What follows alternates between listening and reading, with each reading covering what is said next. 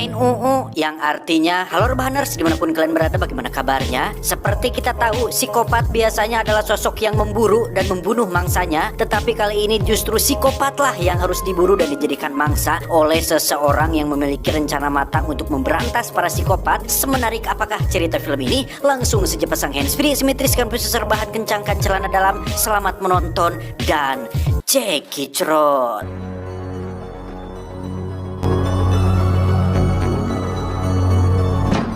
Diawali pada malam hari di sebuah motel yang sepi, ada seorang pria paruh baya yang tengah mengasah pisaunya dan membawa serta beberapa pisau bervariasi miliknya, sehingga sudah jelas pasti bahwa pria ini adalah seorang psikopat.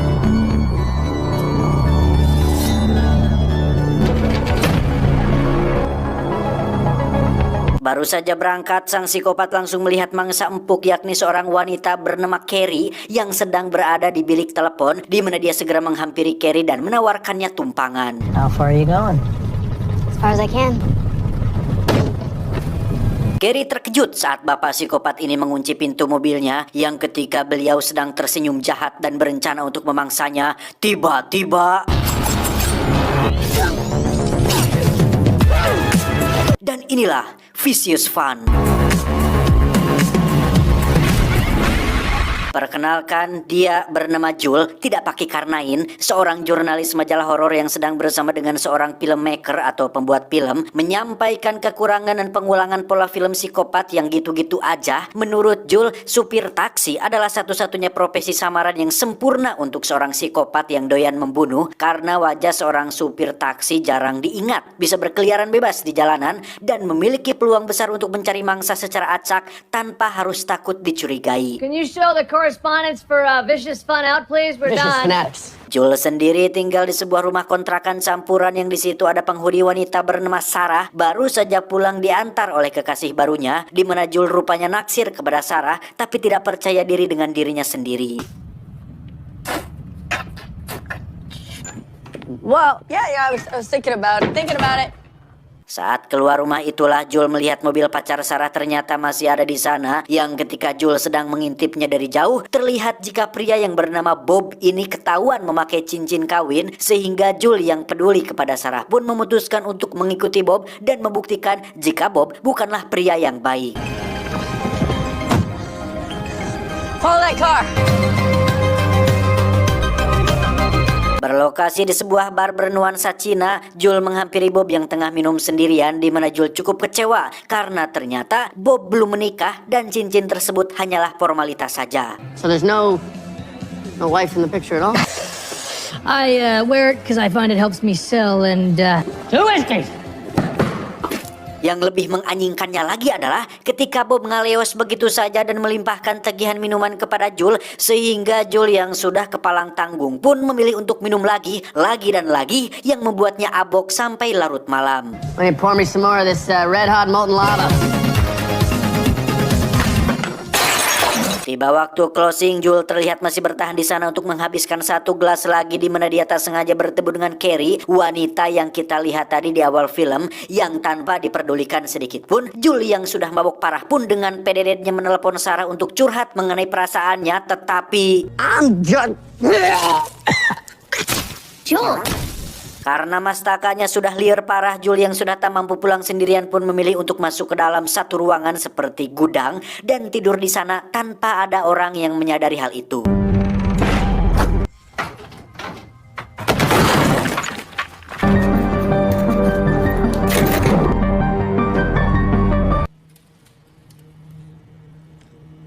Dan ya, bar yang tadinya terlihat normal kini sudah berubah menjadi tempat sesi sharing dan curhat, di mana orang-orang ini ternyata adalah para psikopat, dan pertemuan ini adalah pertemuan khusus untuk para psikopat yang saling berbagi cerita dan pengalaman masing-masing tentang metode apa yang dipakai untuk membunuh korbannya. You must be Phil. Take a seat. Jul dianggap sebagai anggota baru bernama Phil, yang sebenarnya Phil yang asli sudah mati dibunuh oleh Carrie di adegan awal tadi, di mana Jul harus benar-benar dibuat tegang dan gugup ketika disuruh untuk berbicara tanpa tahu apa tujuan perkumpulan ini. What do you do with the bodies? I have a 17-point plan that involves... Saat mereka mulai saling bicara itulah Joel akhirnya sedikit demi sedikit mulai menyadari jika apa yang mereka bicarakan adalah tentang pembunuhan dan persikopatan, sehingga Joel yang polos pun terpaksa mengarang cerita sebagai seorang psikopat supir taksi seperti apa yang dia jelaskan dengan seorang filmmaker tadi siang. You've driven with? No. They're the perfect killers. Masih ada satu orang yang belum datang. Sang ketua bernama Jack pun meminta semua orang untuk istirahat dulu 10 menit sambil menunggu. Yang kesempatan tersebut dimanfaatkan Joel untuk kabur melalui pintu utama. Namun ketika baru akan dibuka, tiba-tiba... Okay, fine.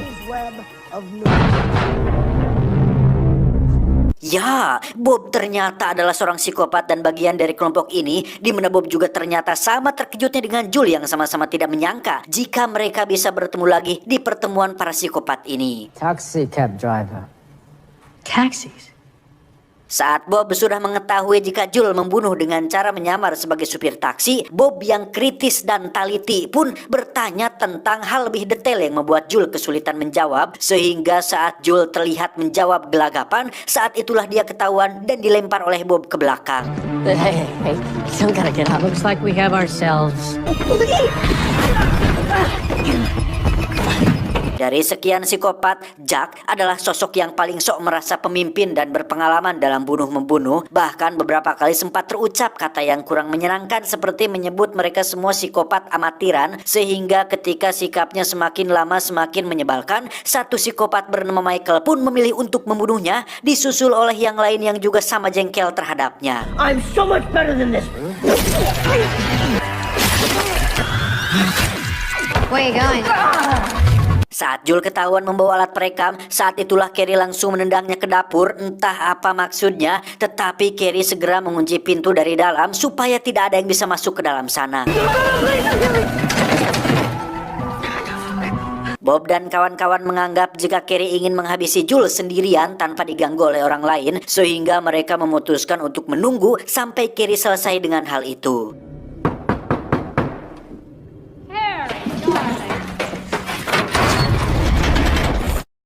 Dan seperti sudah bisa Anda tebak, Carrie bukanlah seorang psikopat, melainkan anggota dari sebuah organisasi rahasia yang khusus memberantas para psikopat, yang karena Joel terlanjur menjadi tanggung jawabnya, Carrie harus melindungi Joel bagaimanapun caranya. You've turned this into some sort of weird hostage negotiation. First person through that door gets an axe in the head. Menurut informasi, mereka yang ada di sana bertanggung jawab atas 12% pembunuhan tak terselesaikan yang terjadi di Amerika Utara, sehingga Carrie diutus oleh organisasinya untuk membunuh para psikopat ini yang sudah katar laluan dalam membunuh korbannya. Are collectively responsible for 12% of all the unsolved murders in North America.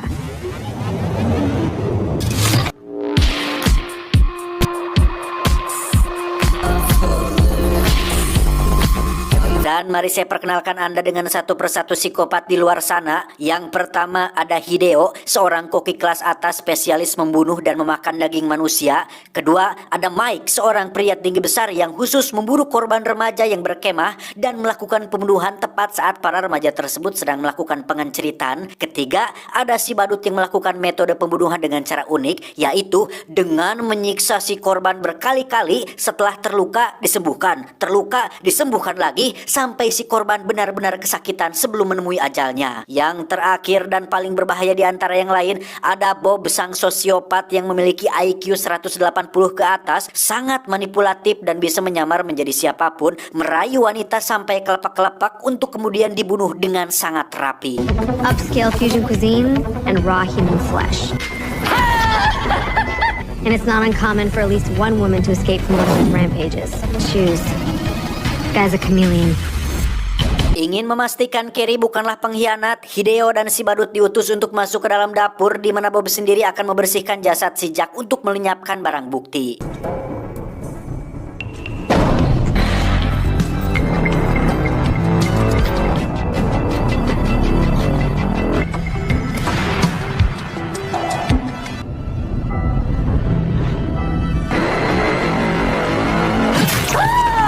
Ya, si badut harus kehilangan beberapa jarinya setelah disabet pisau oleh Kerry. Sementara Jul nyaris saja tewas terkena lemparan belati milik Hideo. Beruntung ada Kerry yang segera datang dan berhasil menewaskan Hideo saat itu juga.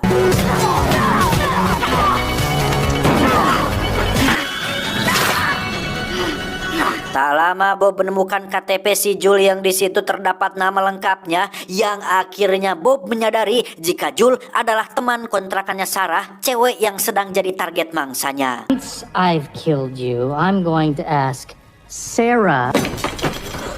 My license.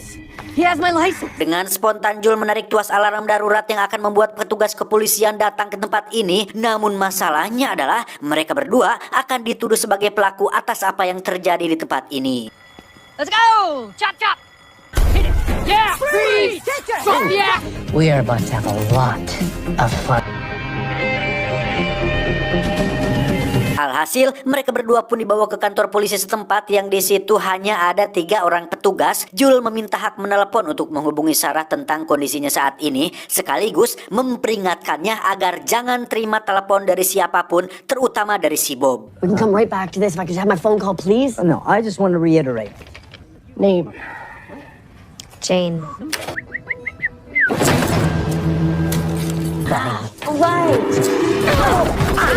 Ya, Kerry tiba-tiba bertindak agresif yang membuat kedua polisi ini panik, namun tetap sok keren untuk menjaga kredibilitasnya, yang ternyata tindakan tersebut bukanlah tanpa alasan. Bob, I'm in cage 1, Matt. Yeah, then come back for her. Faktanya, Kerry hanya melakukan misdirection atau pengalihan perhatian supaya bisa mendapatkan beberapa paperclip untuk membuka kunci sel ini, di mana Jul yang hidungnya sudah terlanjur buncunur alias berdarah pun tetap tabah dan pura-pura masih baik-baik saja. Distraction. Yeah. I knew that. Dan mungkin Anda akan terkejut saat Bob menyamar sebagai seorang petugas FBI yang datang mengenakan kumis palsu yang jelas terlihat palsu. Bob mengaku sudah lama mengincar Jul dan Kerry, yang berkat akting dan kecerdasannya, Bob bisa dengan begitu mudahnya membuat mereka bertiga percaya dengan aksi penyamaran tersebut. Hey! That's him! That's him! Arrest him! Shoot him! Kill him! That's him! Come on, that's a fake mustache! You know it's not the man's mustache! Hey, keep thinking along. Bertempat di ruangan kapten, Bob yang sudah mendapatkan hati para polisi ini pun bisa dengan begitu bunahnya menipu dan memanipulasi mereka berdua dengan mengajak minum bareng. Sementara polisi yang satunya dikejutkan oleh kemunculan boneka badut kecil dan... Hello?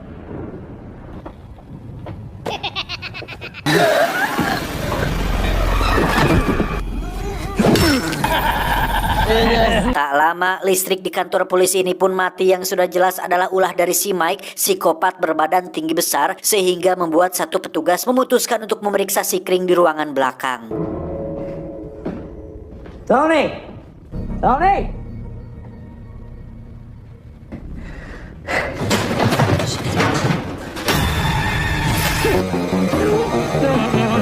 Dan ya, petugas kedua pun tewas dituncerap oleh si Mike, sehingga kini giliran Bob lah yang harus menghabisi petugas terakhir yang sedang bersamanya.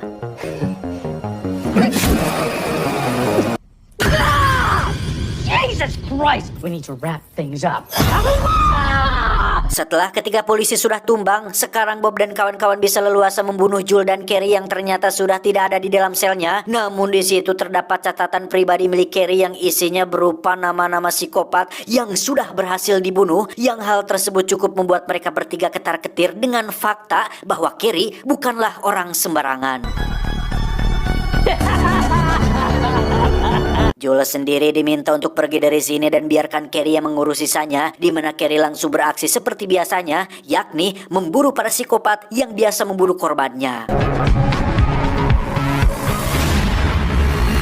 Target pertama adalah Mike yang sedang masih memeriksa setiap ruangan, yang sebagai seorang psikopat kejam dan tak berperasaan, Mike ternyata cukup rewasan alias kagetan ketika melihat sebuah boneka manekin yang ada di kantor polisi, tetapi...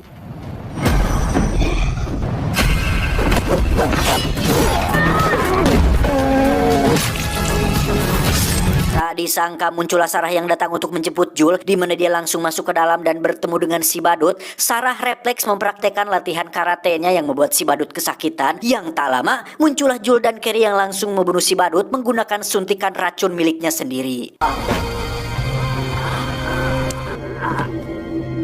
Carrie, what the... Carrie!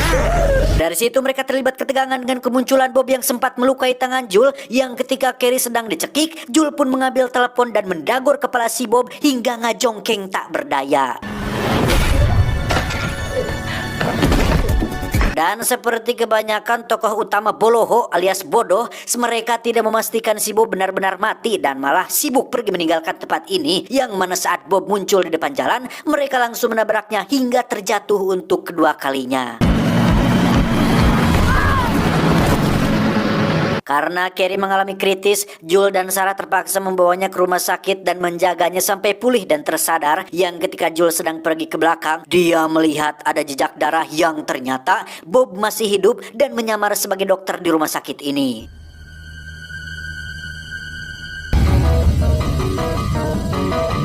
Perlahan, Bob pun memasuki ruangan tempat Carrie dirawat. Di tangannya sudah ada sebilah pisau yang siap membunuh Carrie. Namun saat itu akan dilakukan, tiba-tiba...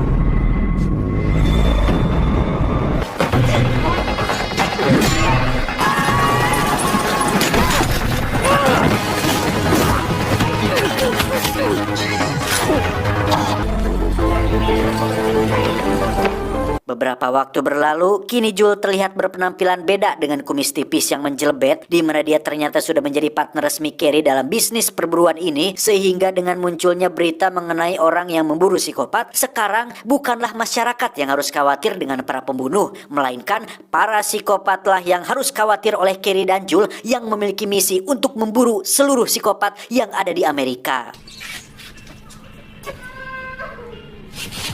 Tamat, ending yang cukup membagongkan. Tempat yang paling aman adalah tempat yang paling berbahaya. Penjahat pintar pasti menerapkan prinsip membasuh muka dengan batu dan tidur beralaskan aliran air. Saya John, mewakili Direx yang bertugas mengucapkan terima kasih dan sampai jumpa di video selanjutnya. Adios, uncal jalu rorombehen. Cuau, cuau, cuau.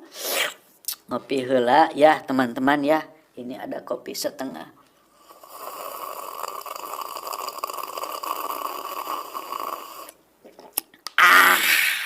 Laos, sehat-sehat buat teman semua ya, jaga kesehatan karena cuaca sudah semakin memburuk.